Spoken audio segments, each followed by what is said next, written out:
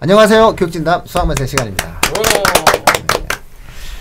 자, 저희가 9월 모의평가 특별방송을 진행했는데 어느덧 마지막이네요. 아, 네. 네, 9월의 마지막이 되어가고 있습니다. 9월에 시작했는데 9월의 마지막입니다. 벌써 한 달이 지났네요. 4주가 지났습니다. 옷은 안 바뀝니다. 옷이 별로 없어가지고 쌀 돈이 없어서 머리도 안 자랍니다. 먹은 게 없어서. 먹은 게 없어서 머리가 자랄 틈이 없어요. 자, 네, 저희가 이제 그 미적과 이제 확통을 비교를 해드려야 됩니다. 이것도 역시 이 방송도 마찬가지로 형 고3 학생들보다는 고1, 2. 그다음에 뭐 중학교 학생들이 내년에 수능을 준비하는 과정에서 좀 의미를 있게 다뤄야 될 것 같습니다. 자, 미적과 확통, 특히 확통은 어땠나요? 네, 확통, 네, 정말 간단 명료하게 말씀드릴 수 있는 거는 사실 저는 이걸 두 가지 방향으로 풀어봤거든요.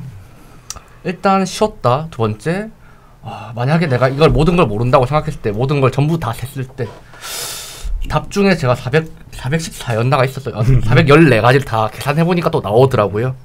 내가 부지런하면 다 된다. 결론적으로 그냥 손만 잘 움직여도 풀 수 있는 문제들이 참 다 나왔다라고 판단되는 정도로 저희 확통 선택한 학생들에게는 어려웠겠지만 그들은 어렵겠지만 반대로 선생님들 입장에서는 이전 확통에 비해서 또 더 쉬워지거나 뭐 더 어려워진 거 없이 거의 비슷하게 쉽게 나왔다. 확통이랑 과목 특성이 그대로 살려져 있다라고 봤습니다. 맞아요. 크게 뭐 달라진 건 없는 것 같아요. 크게 달라진 건 없고 전체적으로 무난하다라는 느낌을 크게 지울 수는 없었던 것 같고요. 그리고 뭐 아까 말씀하신 대로 친구들이 확통을 하면서 그걸 잘 안 해요. 직접 세면 답이 나오거든요. 저는 제가 수학을 처음에 못할 때 700개, 800개까지 전부 다 세가면서 답을 구했었던 기억이 있는데 친구들한테 얘들아 이런 거를 할 수 있어 라고 이야기를 하면 하고 해보질 않더라고요. 근데 이걸 하면 속도가 점점 빨라져요. 그래서 지금 이제 확통을 선택했는데 어떤 부분에 대해서 부족한 친구들은 우리가 흔히 이야기하는 노가다 혹은 뭐 대수대입법이라고 이야기를 하거든요. 친구들이 직접 해보면서 그런 방법론을 찾아가면 친구들이 훨씬 더 좋은 방법과 효율을 가질 수도 있다라는 이야기를 해주고 싶고, 그리고 뭐 항상 친구들이 어려워하는 중복순열, 뭐 중복조합 문제들이 있어요. 그래서 그런 부분들에 대한 개념은 조금 확실하게 다져놓을 필요가 있지 않을까라는 생각을 하네요. 알겠습니다. 자, 전체적으로 뭐 할만했다, 확통은. 결국 그래서 확통이 쉬웠다는 얘기가 좀 많이 나와요? 네, 맞아요. 쉬웠다고 생각을 해요, 솔직히. 그래도 6평보다는 조금 더 난이도가 있긴 했는데 맞아요. 아무래도 학생들 성취도가 있다 보니까 그거에 맞춰서 나온 거지 자체가 뭐 굉장히 어려워지진 않았다라고 보시면 될 것 같아요. 그러면 한번 수학을 전공하고 수학을 가르치시는 선생님들 입장에서 확통과 미적의 수준 차이를 어떻게 보십니까?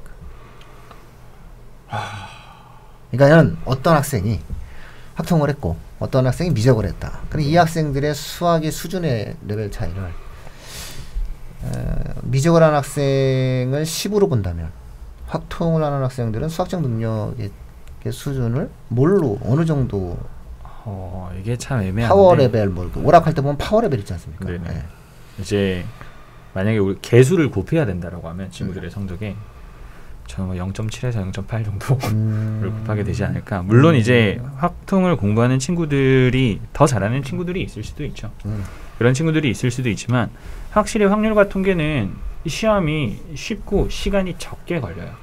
그래서 이제 조금 만약에 저희가 이야기하는 상위권이나 최상위권 친구들은 이번 선택 과목 확률과 통계 같은 경우는 15분, 오래 걸리면 20분 컷을 해야 된다라고 생각을 하거든요. 그러면 남은 시간을 앞쪽에 투자를 할 수가 있기 때문에 이런 시간 배분적인 부분이나 전체적인 난도에 대해서 유리할 수밖에 없죠. 그렇죠. 두 개의 이득을 가져갈 수 있지만 미적을 선택한 친구들은 뭐 한 25분에서 30분 가까이 아마 걸리게 될 거예요. 그렇게 되면 시간적인 부분도 마찬가지로 더 손해를 보게 될 수 있기 때문에 이건 저희가 그냥 딱 다루는 것보다는 조금 더 차이가 날 수도 있다라고 생각을 해요. 7, 8%로 보신다. 70에서 80. 네. 자, 애매하게 말씀해 주시네. 자, 75로 얘기할게요. 자, 우리 그럼 전학생은 어느 정도? 미적을 한 학생이 이제 10이라 치면 확통을 한 학생이 한 2 정도는 되는 것 같아요. 제가 보기. 예. 너무 격차가 벌어져가지고 지금 시청자분들께 말을 할 수가 없네. 이유를 말씀드리자면 수학2라는 과목에 이제 미분 적분이 나오죠. 다항 함수에. 우리 학생들이 제일 어려워하는 단어는 미분이라고 보시면 될 것 같아요. 그런데 그 확률과 통계를 선택한 학생들도 미분 단어는 싫어하고 어려워하지만 그것보다 2~3배가 더 어려운 미적분이라는 과목을 치는 아이들. 그럼 그걸 반대 입장으로 생각해보면 확률과 통계를 친 학생들에게는 미분과 적분을 공부하고 그 아이들은 정말 굉장한 일이죠. 객관적으로 보는 시선이 아니라 확률과 통계를 한 학생들의 시선에서 봤을 때 미적분 한 학생들은 본인이면 그 학생들은 10이다 라고 보여질 정도일 거예요. 실제로 뭐 그렇게 하기 싫은 그래프 문제를 더 많은 걸 다뤄야 되고 오히려 선택은 확률과 통계를 했지만 이 선택한 학생들 중에서 틀린 건 다 앞쪽이에요. 여기선 잘한 애들은 여기선 안 틀리죠. 그렇기 때문에 실제로 뭐 단원 자체의 특성을 봐도 수학2보다 더 어렵다고 보여줄 수도 없는 과목이라 그럴 정도로 볼 수 있을 것 같아요. 일단 뭐 선택을 다른 걸 했기 때문에 나오는 거지 만약에 그 학생들이 미적분 선택했으면 또 다른 결과가 나왔겠죠. 자, 이런 부분 제가 왜 이 말씀을 드리냐면은 그 교육평가원에서 난이도 조정을 하고 결국은 이제 입시에서의 어떠한 유불리에 대한 문제를 놓고 따질 때 물론 대학들이 미적을 할 것을 이제 일단 명시적으로 요구를 하고 있는 대학들이 있지만 또 상당수의 대학들이 또 그걸 요구하지 않는 대학들도 있습니다. 자, 그런 걸 놓고 본다라고 했을 때 앞으로 평가원이 어느 정도 기준점을 가지고 미적과 확통에 관련된 난이도 조절을 할 것이냐 그리고 그걸 갖다가 표준점수의 유불리로 반영을 할 것이냐에 대해서 같지는 않을 것이다. 확통과 미적분을 같게는 절대로 평가하지 않을 것이다. 우리는 오늘 그걸 확인한 겁니다. 그런 거기 때문에 사탐에서 상위권 학생들 중에서 5% 정도가 미적을 선택한 이유가 나오는 거죠. 그러니까 거꾸로예요. 거꾸로 구문과 학생이라고 우리가 흔히 표현되는 학생들 중에서 오히려 역설적으로 술이 나를 선택한 것이 아니라 술이 다시 말해서 자연계 수학을 선택한 학생들이 나타나기 시작한다는 거죠. 그런 어떤 내용들로 한번 접근을 해보면 좋을 것 같습니다. 자, 그래서 확통 같은 경우에는 사실상 실수 같은 것은 절대로 하면 안 되겠네요. 이 정도 시험에서는. 네, 이제 난이도로 봤을 때는 그러면 안 되는 지금 상황이죠. 네, 그리고 명확하게 난이도 조절을 줬다. 교평이. 자, 그러면 이제 수학에 있어서는 이제 선택 수능에 있어서는 일단 미적을 선택한 학생들이 표점에서 상당히 유리할 수 있는 구조를 일단 만들어 줄 것이고. 그리고 반드시 미적을 선택해야 된다라고 요구할 수 있는 신입생 모집에 자신이 있는 대학의 경우에 있어서는 미적을 요구할 것이고 그렇지 않은 대학들의 경우에 있어서는 어차피 수능 자체에서 보정이 되었기 때문에 그런 맥락에서 놓고 본다라고 했을 땐 내 아이가 어느 위치에 있느냐에 따라서 수능을 선택하면 될 것 같습니다. 그래서 굳이 우리 아이가 상위권 대학에 도전하면서 싸움을 하는 상황이 아닌 상황에서 수학에 대한 어떠한 역량에 대한 문제에 있어서 도형만 보면 경기를 일으킨다. 그래프를 잘 손으로 그리는 것이 좀 힘들지 않고 근데 어렸을 때부터 애가 동전을 막 굴리면서 뭔가 이렇게 인생을 좀 잘 재밌게 살았다면 확통을 하는 것도 무리가 없다. 이렇게 이제 우리가 볼 수 있고 또 확률 통계가 현대사에서 굉장히 많이 사용되지 않습니까? 그렇죠. 그리고 통계학 정도에 대한 기본 지식만 갖고 있어도 얼마든지 모두가 다 로켓을 쏘아올리는 사람은 아니잖아요. 로봇 만드는 사람은 아니고 모두가 다 우주로 가는 건 아니지 않습니까? 다 반도체 만드는 사람만 세상에 필요한 건 아니니까 그런 면에서 좀 미적과 확통에 대한 이해도를 가지시면 될 것 같습니다. 지난주에도 말씀을 드렸지만 어느 정도 이 선택수능 제도도 그렇고 문이과 융합을 통해서 만들어지는 우리나라 교육 제도가 점점점 안정화되어 가고 있는 것 같다. 그러니까 박근혜 정부 때 시작된 이 문이과 융합에 대한 내용이 10년이 지나고 있거든요. 10년이 지나는 상황 속에서 이제 거의 어느 정도는 좀 정착 초입 단계에 접어든 것 같다라는 느낌을 좀 갖는 그런 결과들이 지금 계속 속속 나오고 있는 것 같아요. 자, 그러면 이제 3학년 학생들 이제 거의 수능 한 달 남았을 텐데 한 달 한 40일 남았을 텐데 자, 확통 선택할 학생들에게 한마디씩 해주시죠. 고3 학생들에게. 오늘 제가 먼저 하겠습니다.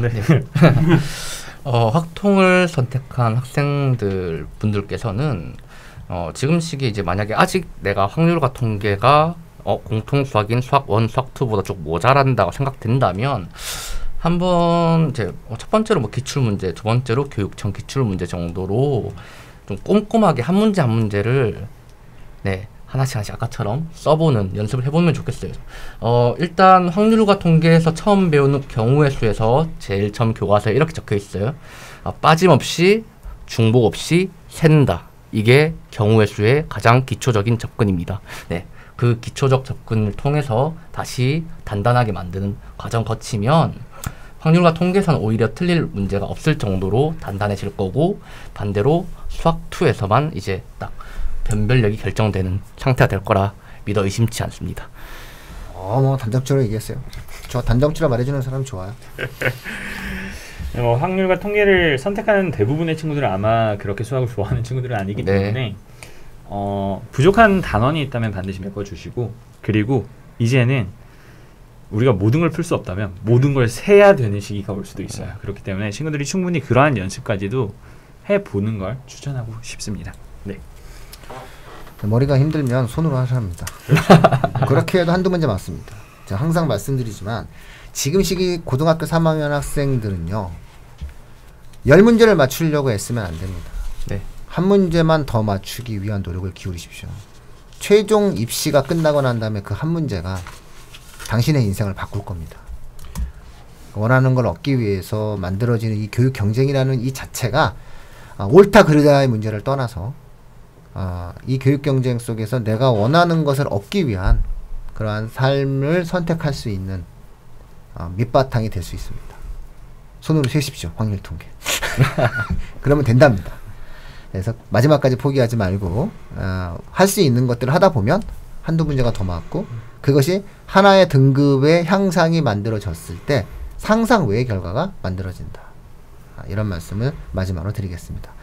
아유, 길게 9월 모평 아주 오랫동안 한 달 동안 한 달 동안 이야기 해주셨습니다. 10월 달은 저희가 기 녹화했었던 방송을 통해서 또 찾아뵙도록 하겠습니다. 네. 감사했습니다. 네. 수고하셨습니다.